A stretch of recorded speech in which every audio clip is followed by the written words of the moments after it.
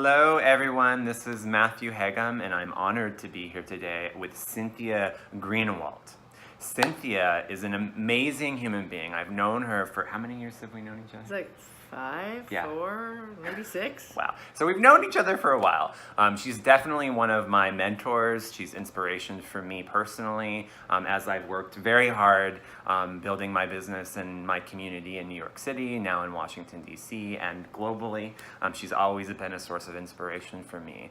So I'll tell you a little bit about her. I think you'll be excited to hear what she has to say about the topic that we're going to be discussing today, which I'll get to in a moment. But really, Cynthia is a powerhouse, first and foremost. I would say a super connector, as many people like to describe her.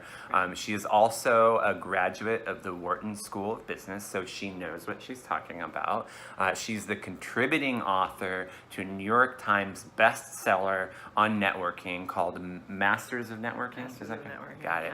Yeah. She's also a peak performance coach to entrepreneurs and small business owners. She's engaged with so many different types of people working to make their dreams come true, ranging from real estate agents and financial advisors to attorneys, artists, and network marketing professionals. Which actually brings us to the topic today. We're going to be talking a little bit about some of the advice that Cynthia has to those of you who are maybe thinking about launching your career as a solo entrepreneur and entertaining this idea of going into network marketing and or better leveraging your current network to really build the business that you're hoping to build to achieve your dreams.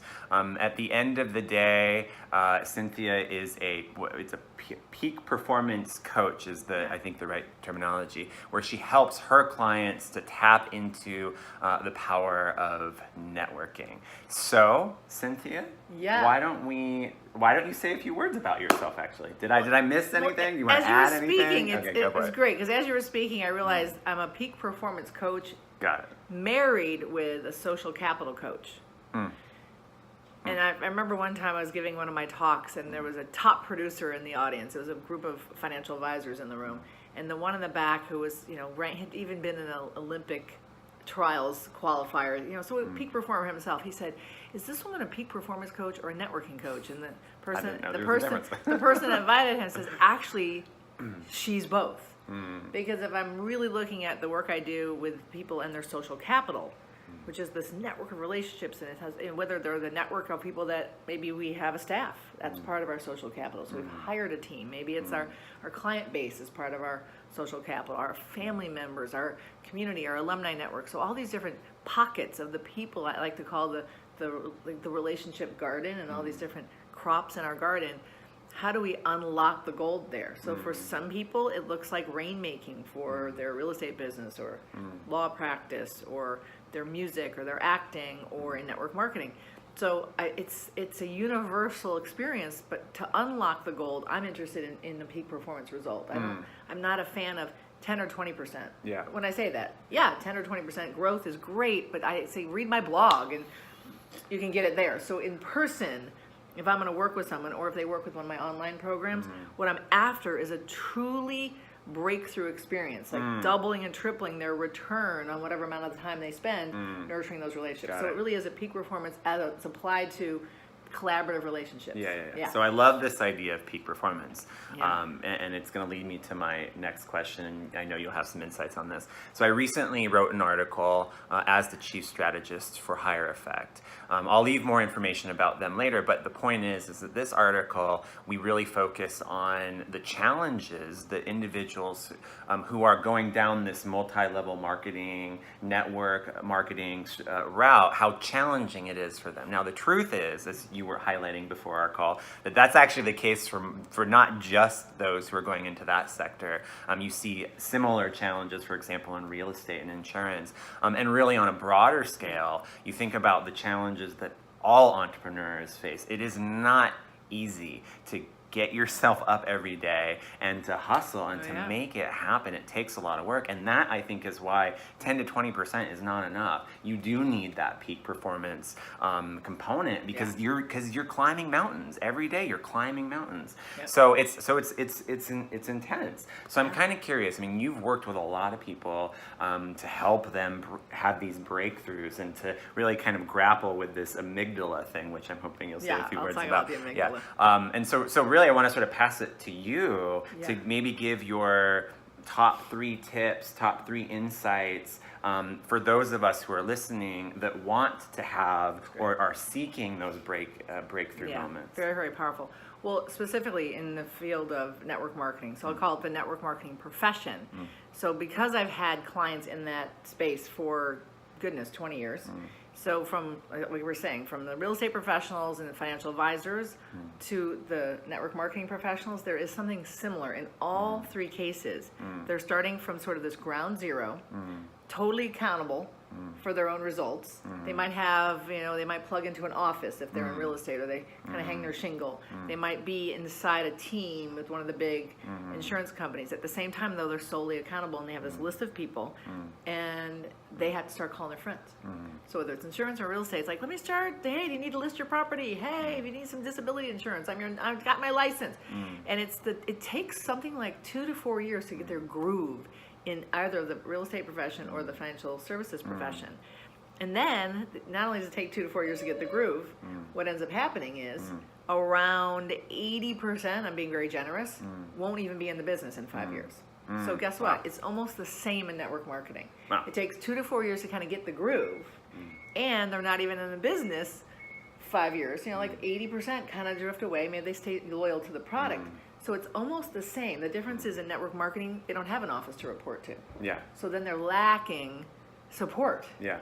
Not like it's lacking, that it's on them to create the support. So the most successful people in network marketing tap into the support structure of what's known as their upline or the team they're on. And some people say, gosh, I just don't feel like I connect with the people that are the team on which I find myself. They do what's called cross-line, reaching out to someone who's on another team and creating an accountability partnership. So if I want to excel in athletics, it's rarely alone. Some people can motivate themselves to go to the gym and push themselves, but I was an All-American swimmer. Guess how I did it? With a team and a coach on my back, either pressing me, but sometimes just inspiring me to go beyond where I would have gone on my own. Yeah. So athletics and network marketing are actually very similar because it's about team, and it's about we forget who we are, and our team reminds us, because that's when it comes down to the amygdala. Got it. So you let me know when you want to start talking about the amygdala.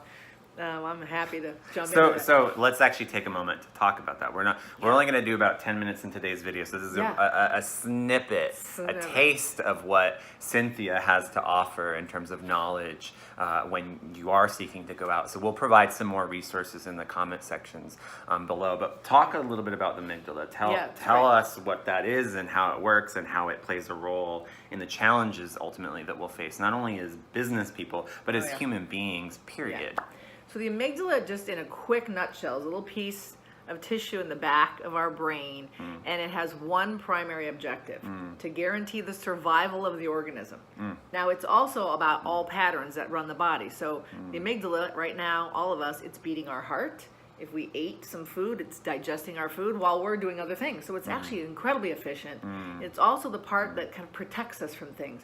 Like if we find our hand near a hot stove and we jerk our hand away, what I let people know is that's not you jerking your hand away. That was actually your amygdala that said, stay away. I could be talking to you and my hand drifts over here in a kitchen at a party, and my hand gets jerked away. So the amygdala is like looking out for our survival. Now, when it comes to growth, the amygdala isn't like, that's not its job. It's more like, wait, is there anything threatening in the environment that I need to constantly be looking at? So the biggest threat to the amygdala is anytime we change our patterns. Oh my gosh. So in other words, in the woods, the jungle, back in the day, any deviation from that like one path that leads us back home to safety. If I wander into an unknown path in the woods, the amygdala knows one thing. There's something threatening in those bushes that's going to potentially harm this organism. So it would rather us not go down the unknown path because there's no way it can predict what's coming. So my favorite saying is, if the amygdala does not already have a stored pattern for a particular path, it will do everything in its power to have me not go down that path. Because it can't guarantee my survival on a path where there's no pattern. It's just kind of like files in the system. So then fast forward to a time where we are literally living in a relatively safe scenario every day. We're not being threatened by saber-toothed tigers. So fortunately. But I always tell my clients this one. I said, if on your desk lands a deal 3 times bigger than anything we've ever touched, does our amygdala have a pattern for 3 times bigger deal? And of course, everyone's like, no, I only know the deal size I know. So what usually happens is the amygdala relates to this 3 times bigger deal opportunity as a threat because it doesn't have a pattern for it. So it means no pattern. The organism is going to be venturing into unknown territory, and unknown territory has to be equated with threat to the organism. And hence why most people do not venture past what they already know. It's really the deal. 80% of the population and the best demonstration of the amygdala, and then we'll wrap up with a networking example, is that 95% of lottery winners within 5 years, there's that famous number again. Same thing, 5 years, 80% of insurance agents drop out. Within 5 years, 80% of real estate agents are gone. So within 5 years, 95% of lottery winners are back where they started. In other words, the amygdala will literally say, hey, if this person's a $150,000 a year earner, that's the pattern of the known, and then they have this influx of 30 million. Within 5 years, they're back at $150,000 a year earner. So when I look at people starting network marketing, they have no pattern for this new game. It's like an athlete switching sports. They kind of know the old sport, but like when I started playing racquetball and I had tennis patterns, I was so bad at racquetball when I first started that my amygdala, I could hear it. It would say things like this: get off the court now. This is embarrassing. Leave the court now. And because I have an awareness that that was actually my amygdala, I was like, no, I'm not listening to you. But the pull and the feeling of humiliation was so strong that I was about to like drop it and quit that thing forever. So most people can't override the tumult of emotional stuff. And then that's been my expertise, is what are those tools that help people stay strong in the face of those breakdowns and challenges. Now I like that you brought up tools, because we're all about action here, right? So this is going to be the final tidbit, the last offering, if you will. And so we know it's very difficult to be an entrepreneur. We know how challenging it's going to be, regardless of the industry that we find ourselves. We also know that the amygdala does not want us to sometimes climb those mountains that we know we really need to climb to achieve the goals that we're looking to achieve in our lives, right? That being said, one of the most valuable tools you've offered me and the community is this whole idea about making deposits. Can you say a few words about what that means? So in our culture, whether it's I'll just use from real estate to network marketing and everything in between, most people are thinking, okay, I'm going to go to a networking event and I'm going to find my prospects in the room. I mean, after all, I need to talk to 100 people over the next 90 days to hit my numbers, whatever is the game they're in. So we think going to a networking event, like, oh my gosh, look at all these people in here. And whether I represent nutrition or I represent website design, most people walk into a room and think, wow, 50% of the people in this room have a really bad website. I got to save them. I'm the one. Or, oh my God, 50% of the people in this room have some serious issues with their health and well-being. I'm here. But it's because we believe in what we do that we kind of go into these networking settings a little too over-enthusiastic for the appropriate moment to be that. In other words, I just meet you. It's not the time to gush on you how good a website designer I am, because you're like, I just met this lady. Why is she all over me? Or if I'm like, oh my gosh, did you mention you're feeling tired? I've got the best anti-tired remedy. You got to have. So it's almost like too pushy. And what we call that is hunting. It means I'm relating to you when I first meet you and kind of feel a little connection as an end user. Like a piece of meat. And it means I'm kind of like zooming in on you. And it's scary for me because I'm like, oh my God, I don't even know you. One of my favorite sort of analogies is all of us have had this experience. You're at a networking event and you can literally tell when someone's eyeing you and coming at you. And I always say they have this thought like, oh my God, I think I'm this woman's dinner. Like you can feel when it's actually our amygdala is wired for predatory behavior. And even if we don't know, we're already like our guard is up. I'm like, what do they want from me? So what I propose with my clients and what I actually have to reinvent our thinking around, because that is the predominant way we network, is like, it's like end user targeting. Let that go and go into an event and say, all right, maybe there's 50% of the people in this room that need me, but they're not going to want to use me because they don't know me. So let's cultivate a relationship. So instead of hunter, shoot, kill, eat, let me come from farmer, cultivate, and fruit bearing is kind of down the road. So I have to be willing to let go of expecting a result from you and say, how do I just find out what's important to you? And we've heard this. 2 ears to one mouth. What does that mean? Listen more than we talk. So listen, wow, so how'd you get your start in this business? And they start talking about themselves, and it's their favorite topic. And then when I first moved to New York 9 years ago, I only knew 2 people. So all the networking events I went to, even though I have a training company, I wanted to launch it, I just kind of shut up about my own business. And if they ask me, you kind of have something nondescript. Well, I have a consulting business, and green energy is part of what we're doing. Tell me, what do you do? Get off of myself as fast as possible, get right to you, and find out what's important, and then listen for a spark. That's how the best way to network. Listen for the people that sound inspiring. Because if you do court them eventually, they're going to be the promoters of your future. Exactly. And then my job is to say, wow, how'd you get your start? Or who do you get your referrals from? And on the back of their card, I'm writing down things they're looking for, how I can serve them. In other words, how to make deposits. And if we can make enough deposits in a short window, what they're left with is like, wow, who is this Cynthia person?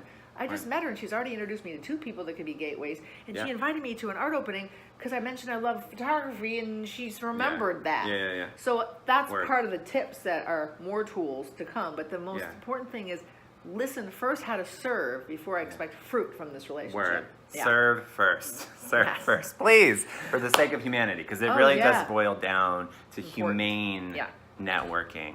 And there's a lot more that I know we can discuss. We go on for hours sometimes, and I know we're already at time way beyond it.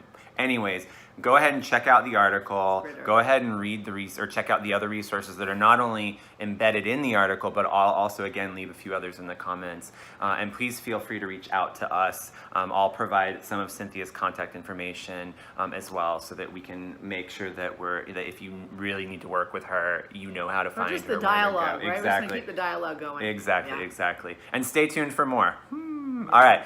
Thank you all, and have a lovely day, a lovely evening, a lovely weekend, wherever, whenever, and whatever you happen to be doing as you watch this video.